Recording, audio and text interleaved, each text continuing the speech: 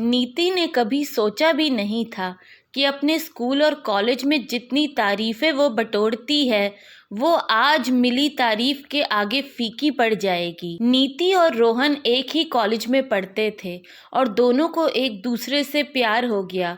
प्यार होना और फिर शादी होने में जो फासला तय करना होता है वो इतना आसान नहीं होता। रोहन एक बहुत अच्छे परिवार से था और वहीं नीति एक मिडिल क्लास फैमिली से थी। नीति की माँ को सब पता था उन दोनों के बारे में, लेकिन नीति का भाई शादी के लिए बिल्कुल तैयार नहीं था। रोहन के अमीर होने वाली बात सोचते ही नीति का भाई डर जाता था, क्योंकि उसने आसपास गरीब लड़कियों के घर उजड़ते हुए देखे थे। एक दिन ऐसा आया कि नीति के भाई ने शादी के लिए हामी भर दी, क्योंकि वो अपनी बहन के प्यार के खातिर और रोहन के अच्छे व्यवहार को देखते हुए उनके प्यार के आगे झुक गया।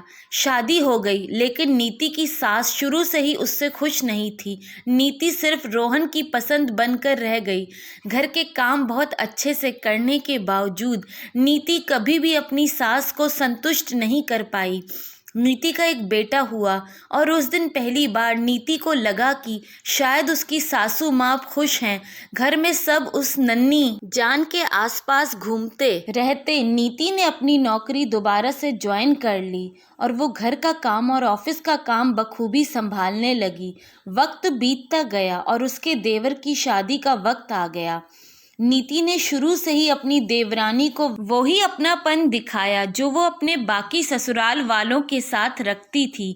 धीरे धीरे नीति ने महसूस किया कि सासू माँ सारा प्यार छोटी बहू की तरफ लुटाती थी, पर नीति ने इन सब घरेलू चीज़ों से खुद को दूर रखने की बहुत कोशिश की। नीति जानती थी कि इसके पीछे की वजह देवरानी का बड़े घराने से होना था, लेकिन उसने कभी भी अपने व्यवहार में अपनी पीड़ा झलकने नहीं दी।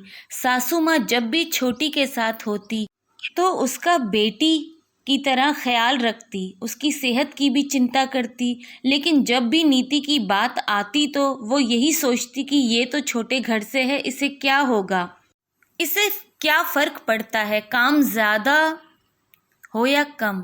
रोहन सब कुछ चुपचाप देखता और समझता था, लेकिन कुछ बोलता नहीं था। नीति के देवर ने हमेशा उसे सम्मान दिया, जिसकी वजह से वो छोटी के स्वभाव को भी नज़रअंदाज करती रही। एक दिन रोहन ने उसे समझाया कि तुम अब पहले जैसी नहीं रही, हर वक्त चिंता में रहती हो। अगर तुम्हें कोई बात बुरी लगती है तो उसे बोल दो, जिससे सामने वाले की दोबारा कुछ करने की हिम्मत ना हो, या फिर जैसा चल रहा है उसे स्वीकार कर लो और अपनी ज़िंदगी पर ध्यान दो।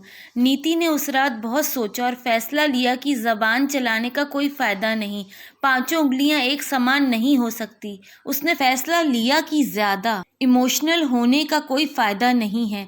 नीति ने अगले दिन से ही अपना रवैया बदल दिया। उसने उन लोगों की परवाह करनी छोड़ दी जिन्हें उसके होने या ना होने से कोई फर्क नहीं पड़ता था। नीति की एक ननद थी शिल्पा, और बच्चों की छुट्टियों की वजह से वो वहाँ रहने आई। शिल्पा ने सबको बहुत दिन तक देखा और कुछ दिनों बाद नीति को कहा, भाभी चलो सैर करके आते हैं। नीति ने फटाफट काम निपटाया और दोनों ननद भाभी चल पड़ी। रास्ते में शिल्पा ने कहा, भाभी मैं सब जानती हूँ कि क्या हो रहा है, लेकिन आपको एक बात बोलना चाहती हूँ कि आप शिमला मिर्च हैं। जिस तरह शिमला मिर्च किसी भी चीज़ में पड़े तो उसका स्वाद बढ़ा देती है, उसी तरह आप भी इस फैमिली का स्वाद बढ़ा रहे हो। आपकी कद्र चाहे किसी को हो या ना हो, पर मेरे दिल में आपके लिए हमेशा के लिए सम्मान और बढ़ गया है।